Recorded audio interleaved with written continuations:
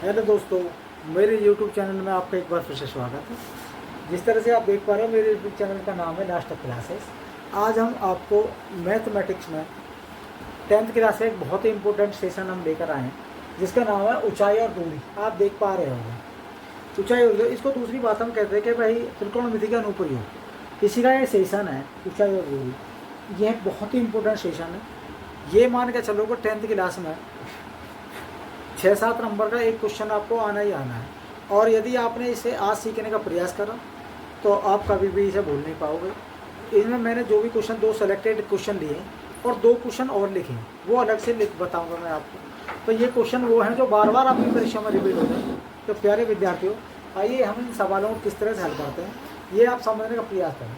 तो पहले मैंने रेड कलर में लिखा है आपको, इस क्वेश्चन को हम बनाने का प्रयास करेंगे। तो इसे देखें और हल मेरे साथ इस क्वेश्चन को करने का प्रयास करें। जैसे कि मैंने लिखा था कि भूमि के एक बिंदु से जो मीनार के पाद बिंदु से 30 मीटर की दूरी पर है, मीनार के शिखर का उन्नयन कोण 30 अंश है, जो मीनार की ऊंचाई ज्ञात करो। तो इसमें देखिए, आपको मैं इसे थोड़ा सा समझाना चाहता हूँ कि ये उन्नयन कोण, अवनमन कोण, ये क्या कंडीशन है भाई। तो देखिए प्यारे विद्यार्थी, यदि आपको कोई टावर दे रखी हो और आप नीचे खड़े हो और जो कोई टावर है या फिर मीनार है, मंदिर है, पेड़ है, किसी कोई भी चीज़ है, तो आप कहीं ना कहीं उसके शिखर को देख रहे होंगे। उसके शिखर को देख रहे होंगे कहाँ से? नीचे से देखने का प्रयास करता है हर कोई व्यक्ति। नीचे से आप ऊपर की तरफ देखोगे, तो जब जैसे नीचे से आप ऊपर की तरफ देखोगे तो एक एंगल क्रिएट होगा। उस एंगल का नाम ही उन्नयन कोण है, जिसको आप थीटा से डिनोट करते हो। नीचे से ऊपर को देखना ही उन्नयन कोण।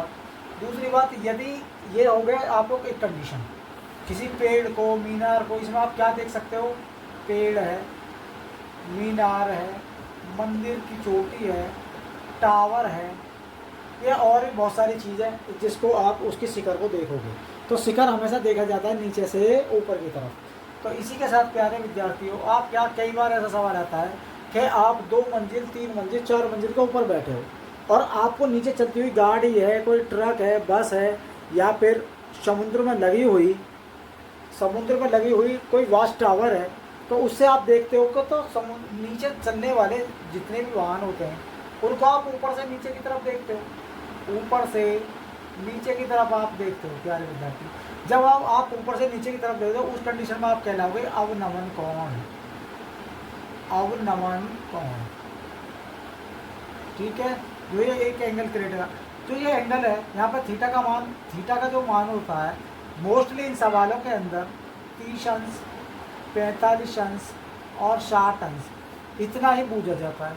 और उनमें भी आपको साइन मोस्टली और क्या होता है, tan, ठीक है, और tan होता है और साइन। इनके अलावा ज़्यादातर उम्मीद नहीं है कि किसी और का प्रयोग होता हो। तो आज हमारा जो सेशन है इसी के ऊपर बेस है। इसको आप समझते चलें, सीखते चलें। जैसा सवाल कहेगा ऐसे ऐसे हम करेंगे और आप समझोगे। फिर दोबारा समझो क्वेश्चन को। भूमि के एक बिंदु से जो मीनार के पाद बिंदु से 30 मीटर की दूरी पर, तो मान के चलो कि आपके पास में एक मीनार है। ये क्या है भाई? मीनार। और देखिए, एक तो ऊपर का तो होता है शिखर, नीचे जो बिंदु जहाँ पर मीनार या कोई टावर या खंभा गड़ रहा है ना, उसे कहते हैं कि पाद बिंदु। ठीक है, तो वो कह रहा है कि बिंदु, एक मीनार बिंदु से जो मीनार के पाद बिंदु से 30 मीटर की दूरी पर है। तो कहीं ना कहीं यहाँ पर एक मीनार का पाद एक बिंदु है, जो कितने मीटर की दूरी पर है? 30 मीटर की दूरी पर है। मीनार के शिखर का उन्नयन कोण 30 अंश है। अब यहाँ से वो मीनार का जो शिखर है, ये 30 अंश का एंगल एक बना रहा है। यहाँ पर थीटा की जगह क्या लिखोगे आप? 30 अंश। इतना आप समझ के सबसे पहली प्राथमिकता है कि क्वेश्चन को पढ़ते हुए आप उसका डायग्राम बनाएं। यदि आपने डायग्राम बना लिया तो प्यारे विद्यार्थी ये समझ लो कि आपने आधे से ज़्यादा क्वेश्चन को हल कर लिया। अब हम कहते हैं कि यहाँ पर हम अपने नाम कर दें, अपने पास से इसके नाम कर दो। भाई ये जो आपने एंगल बनाए इनके नाम करोगे, क्या नाम करोगे? इसको ए मानो, इसे बी और इसे सी। जैसे ही आपने इनके मान डाल लिए, अब यहाँ से आपकी प्राथमिकता रहेगी कि भाई इसके अंदर एंगल क्रिएट करो। सवाल में पूछ रहा है मीनार की ऊंचाई, लेकिन आपको मीनार की ऊंचाई नहीं दी, लेकिन आधार दिया है। ऊंचाई के गैल और आधार के गैल क्या एंगल क्रिएट होता है। हम प्यारे विद्यार्थी जानते हैं कि हमारे साथ इसके साथ में एंगल क्रिएट होता है टेन का, टेन थीटा। वो कहता है एल अपॉन ए, यानी कि लंब बटे आधार। तो लंब तुम्हें दिया नहीं है, आधार दिया है। थीटा की जगह पे 30 लगाओगे, है टेन 30। लंबा आपको नहीं दिया, लंब की जगह लिख लीजिए ए बी।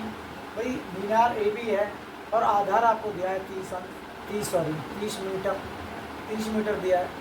टेन 30 का मान कितना होता है 1/√3 बराबर ए बी बटे 30।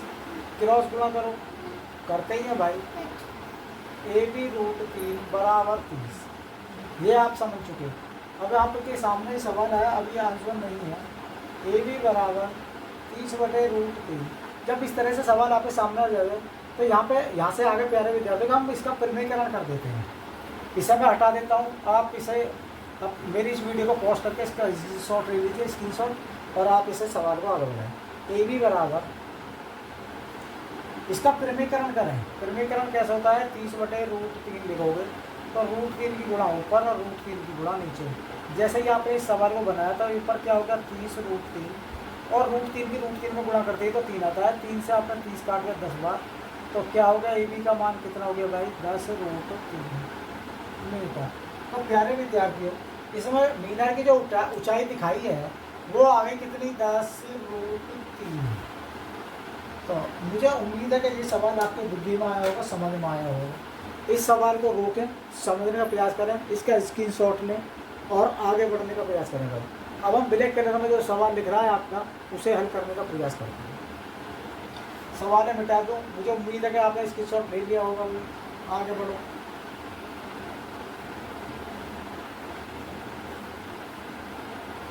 यदि आप मेरे साथ बने रहे इस चैनल के साथ में, तो आपको देखिए कि भाई आपके 10th क्लास में बहुत सारे अनेकों नंबर आएंगे। और अभी तक हमने बहुत सारे इसमें सेशन करे, मेरे सेशन पुराने पड़े हुए हैं, उन्हें आप देखने का प्रयास करें और आने वाले वक्त में बच्चों की डिमांड के ऊपर तय करेगा कि भाई कैसा क्वेश्चन वो देना है। देखिए एक क्वेश्चन और समझे, बहुत इंपॉर्टेंट है ये, तो ये समझ लो कि 90% परीक्षा में आने ही वाला है ये क्वेश्चन आपके सामने। 90 क्या भाई 100% आएगा जी।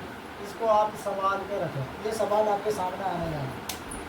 ये कह रहा है कि आंधी आने से एक पेड़ टूट जाता है, आंधी आने से एक पेड़ टूट जाता है और टूटा हुआ भाग इस तरह मुड़ जाता है कि पेड़ का शिखर जमीन को छूने लगता है और इसके साथ 30 अंश का कोण बनाता है। पेड़ के पाद बिंदु की दूरी जहाँ पेड़ का शिखर जमीन को छूता है 8 मीटर है। पेड़ की ऊंचाई जाता है। देखिए प्यारे विद्यार्थी, आप इसका ऐसा समझ के चाहें कि आपका एक बहुत बड़ा पेड़ रहा होगा और वो पेड़ रहा होगा और वो भाई आंधी आई और आंधी आकर यहाँ से वो टूट गया और टूट गया ये जो हिस्सा है इसका ऊपर वाला हिस्सा, और मुड़ कर कहीं ना कहीं जमीन को टच कर दिया। ये हिस्सा ऊपर वाला आपका टूट गया जी। मैं आपको ये ऊपर वाला हिस्से को रेड कलर से मैं वो कर देता हूँ।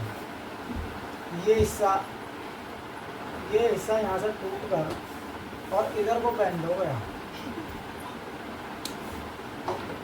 ये कोई पेड़ रहा होगा इतनी बड़ा, ये आंधी आई, आंधी आने के कारण ये टूट गया और ये कहीं ना कहीं इस शिखर को छू रहा है। इसका शिखर कहाँ है यहाँ पे, अब ये टूट कर इधर गिर गया यहाँ पे। अब वो कह रहा है पेड़ टूटा, इस तरह मुड़ जाता है कि शिखर को छूने लग रहा है, इसके साथ 30 अंश। और जब ये जो फुलक है कहीं ना कहीं ये 30 अंश का एंगल क्रिएट कर रही है जिस जगह पर वो टूटा है। जो पेड़ है, पेड़ का जो पाद बिंदु है यहाँ पर, पेड़ की पाद बिंदु से जो दूरी है जिस जगह वो गिरा है जमीन को छू रहा है वो 8 मीटर की दूरी है। पेड़ के पाद बिंदु से लेकर और जिस जगह पेड़ की फुलक है जिसे आप शिखर कहते हो, ये क्या है भाई शिखर, ये शिखर है। शिखर यहाँ पे आ गया आपकी बात, क्योंकि पेड़ टूट गया है ना और शिखर यहाँ से यहाँ लग गया। इतनी बात आपकी समझ में आ रही होगी, यहाँ पे लग जाता। अब वो सवाल वाला कह रहा है तो पेड़ की ऊंचाई ज्ञात करो। भाई यहाँ से यहाँ तक इसके पेड़ की ऊंचाई ज्ञात करो। तो अब इसे कैसे हम ज्ञात करें? तो प्यारे विद्यार्थी आइए इसे समझने का प्रयास करते हैं। इसके मानदंडों ए बी सी, इतने से ही हमारा क्वेश्चन हल हो जाएगा। अभी मैंने क्या समझाया कि भाई आधार दिया है, लंब नहीं दिया। अब इस सवाल में क्या क्या तुम्हें ज्ञात करना है कि भाई एक तो यहाँ से यहाँ तक की दूरी ज्ञात करनी है, दूसरी बात घर को टूटा है, यदि ये सीधा होता तो यहाँ तक चला जाता है। दो बात ज्ञात करनी है, दो बात ज्ञात करनी है, तो इन्हें आप ज्ञात करने का प्रयास करते हैं हम लोग। देखिए लंब इसमें यहाँ तक लंब है, केवल ए और बी क्या है लंब, और आधार ही आ गया, इसको आप करण बोलते हो।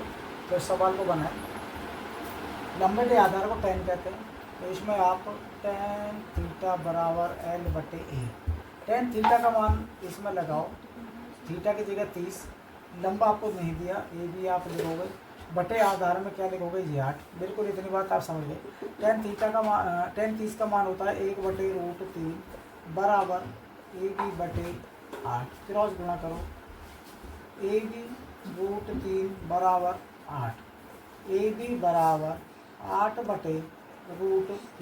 तो इसका मतलब है कि इसका आपका मान आ गया भैया, AB जो आई है वो आ गई आपकी 8/√3।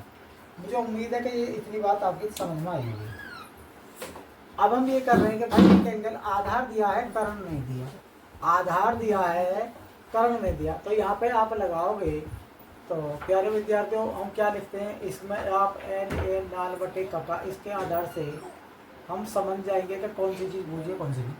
आधार/कर्ण, आधार दिया है, कर्ण दिया, तो कॉस लगाओगे, कॉस थीटा बराबर A/K लगाओगे आप अब की बार, यानी कि कॉस थीटा बराबर क्या है आधार/कर्ण, तो कॉस थीटा का मान कॉस 30 का मतलब है आधार कितना दिया है 8, और कर्ण आपको कर्ण दिया है AC, ठीक है जी। तो कॉस 30 का मान कितना होता है, इसका मान √3/2 आई थिंक। अब आप इसकी गुणा करोगे क्रॉस, क्या होगा जी, AC √3 बराबर 8 × 16, AC बराबर 16/√3, तो AC का मान इसका अकॉर्डिंग कितना हो गया 16/√3। तो यहाँ पर लिखो आप कितना 16/√3।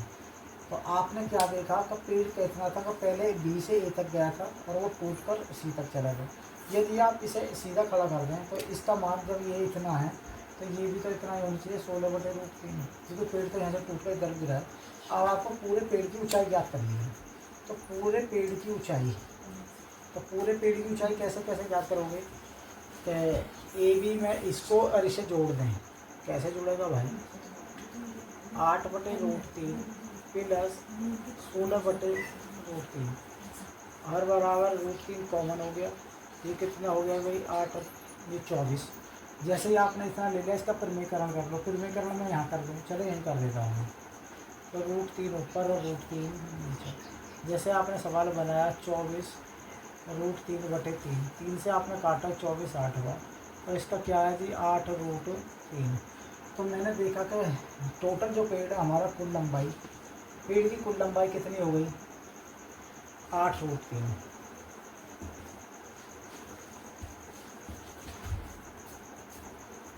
पेड़ की कुल लंबाई आप प्यारे विद्यार्थी देख पाए। ये बहुत ही बेहतरीन सवाल है जो कई बार परीक्षा में रिपीट हो गया है और आने वाले वक्त में भी रिपीट होगा, इसलिए इस क्वेश्चन को आप रोक कर पोस्ट करें और इसका स्क्रीनशॉट मारें। इसका जब तुम आप स्क्रीनशॉट ले लोगे तो उम्मीद है कि आप सवाल को बेहतर तरीके से समझ पाओगे दोबारा। यदि आपकी समझ में नहीं आ रहा तो वीडियो को पॉज करें और बार बार इस सवाल को देखने का प्रयास करें। तो क्वेश्चन मैं इसे मिटाने का प्रयास करता हूँ, तो आप देखें और समझने का प्रयास करें। यह परीक्षा में आपके में 100% आएगा ही, तो आप इस सेशन को आगे बढ़ाओ भाई, लाइक करो, अपने यार दोस्तों को बताओ कि एक हमारा एक यूट्यूब चैनल है जिसका नाम लास्ट तक क्लासेस है, उस पर लगातार त्रिकोणमिति और अन्य जितने भी हमारे इसमें चैप्टर हैं उनकी सबकी क्लास होने वाली हैं और कुछ क्लास हो भी गई हैं। तो कुछ ही बच्चों को समझ में नहीं आ रही तो इस पर आकर जुड़ें और अपने जो भी ज्ञानता है उसे दूर करने का प्रयास करें। तो प्यारे विद्यार्थियों, मैं एक चीज़ आपको बताना भूल गया, तो कुछ एक क्वेश्चन में आपको इस तरह से मैं बोल रहा हूँ और आप समझें। ये 10th क्लास का ही क्वेश्चन है और कई बार ये भी परीक्षा में आया हुआ है। तो जैसे कि ये कह रहा है कि सर्कस का एक कलाकार, लिखने का टाइम नहीं है, आप क्वेश्चन को समझो और मैं डायग्राम बनाऊंगा, आप उससे समझ जाओगे। ये कह रहा है कि सर्कस का एक कलाकार एक 20 मीटर लंबी रस्सी पर चल रहा है जो अच्छी तरह से तनी हुई है और भूमि पर सीधे लगे खंभे के शिखर से बंधा हुआ है। यदि भूमि सतह स्तर के साथ जोड़ डोर द्वारा बनाया गया कोण 30 अंश का है तो खंभे की ऊंचाई क्या है। देखो भाई, इसके मैं केवल आपको इस सवाल का मैं पढ़ के बता रहा हूँ और आपको मैं डायग्राम के माध्यम से समझाने का प्रयास करता हूँ। एक खंभा रहा होगा, खंभा, ठीक है भैया, और ये खंभा बिल्कुल टाइटली रूप से खड़ा है। इससे इसके जो शिखर है यहाँ से और भूमि के किसी एक बिंदु पर बहुत ही टाइट तरीके से डोरी बंधी हुई है। क्या बंधी हुई है भैया? डोरी बंधी हुई है किसी एक बिंदु पर। तो वो कह रहा है कि बिल्कुल तो 20 मीटर, और ये रस्सी जो डोरी है जिसे हम रस्सी कह सकते हैं, चलो रस्सी लिख देते हैं, ये रस्सी है। और रस्सी कितनी मीटर की है? ये 20 मीटर की रस्सी है भैया। रस्सी पर चढ़ा हुआ है, बिल्कुल तनी हुई है बढ़िया करके। तो ये खंभा है, आप इसके मानदंड लो ABC, ठीक है। तो सीधे लगे खंभे के शिखर से बंधा हुआ है। यदि भूमि का सतह से जोड़ इसका एक एंगल बनाता है, जिस जगह भूमि से जुड़ा हुआ है, क्या भाई, भूमि के किसी जगह जुड़ा हुआ है उसका इस एंगल 30 अंश बनना है। अब आपको देखिए डोरी की मान लंबाई दी है, खंभे की ऊंचाई ज्ञात करा रहा है। तो इसमें सबसे पहले आप ये देखो भाई एंगल क्रिएट क्या हो रहा है, लंब और कर्ण दिया है, आधार की जरूरत है। लंब बटे कर्ण के बीच में संबंध आता है साइन का, तो साइन थीटा बराबर L बटे के। साइन थीटा की जगह पर क्या लिखोगे आप, साइन 30 बराबर L बटे के। साइन 30 का मान कितना होता है? साइन 30 का मान 1/2।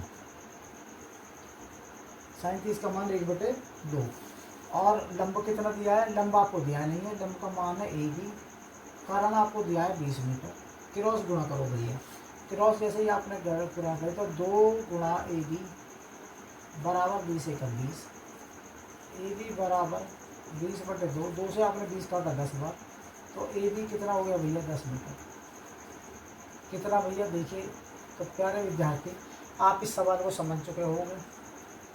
तो जैसे जैसे मैंने आपको बोला है उसी तरह से ये सवाल बनाने का प्रयास कराओ। चौथा एक और सवाल मैं आपको लेकर आया, वो भी मैं आपको इस सवाल को बनाकर ही दिखाऊंगा, अदरवाइज लिखने का समय नहीं है। लेकिन ये 10th क्लास के ही सवाल हैं, आप वहाँ से देखने का प्रयास करें कि अपनी मैथमेटिक्स की किताब उठाएं और उसमें देखें और इन सवालों को आगे बढ़ाएं। एक सवाल और है, भूमि के एक बिंदु से 20 मीटर ऊंचे भवन। भाई भूमि से एक 20 मीटर ऊंचा भवन है, ये 20 मीटर ऊंचा भवन है, भवन इसकी ऊंचाई है 20 मीटर, ठीक है। 20 मीटर ऊंचे भवन के शिखर पर लगे संचार मीनार। इसके शिखर यानी कि भवन का जो शिखर है उसके ऊपर एक मीनार लगी हुई है। कौन सी मीनार? संचार।